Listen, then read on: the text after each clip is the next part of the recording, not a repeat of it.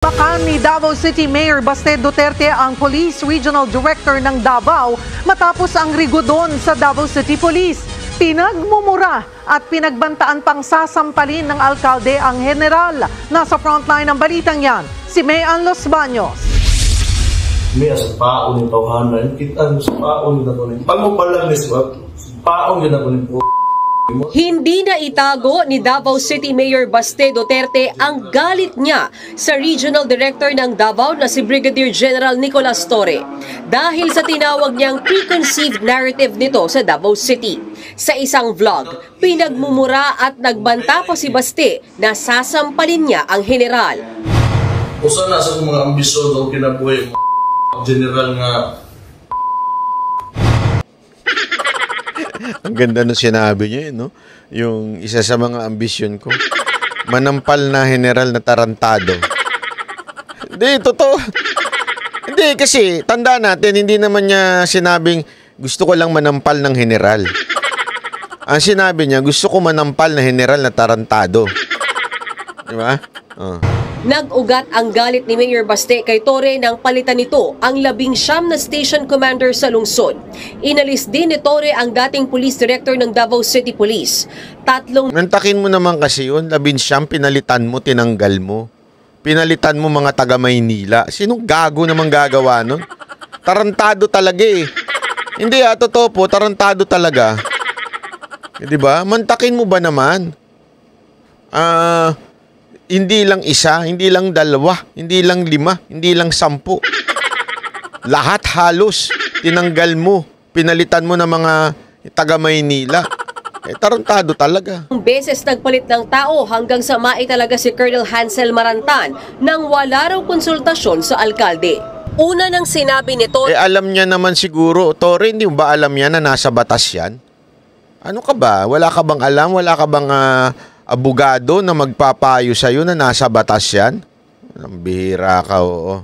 Nautos mismo ng Camp Crame ang pag-appoint kay Marantan. Bukod naman sa balasahan, binatikos din ni Mayor Baste ang 3-minute response time strategy na gustong ipatupad ni Torre sa Davao. Ibig sabihin, sa loob lang ng 3 minuto ay dapat makaresponde na agad ang mga pulis. Hindi raw yan makatotohanan. About sa diri nga nasa preconceived narrative sa nakita niya kuno nga datos aning atong lugar without even comparing it to anywhere else in the Philippines.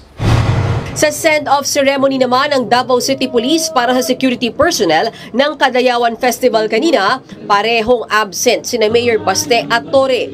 Pero sa isang pahayag, sinabi ng Regional Director na hindi na niya papatulan ang mga sinabi ng alkalde. Professional daw siyang pulis. Pero giit niya, professional ka pero pumalpa ka nun sa Quezon City. Magkaiba ang nananakot lang sa taong tinototoo ang banta.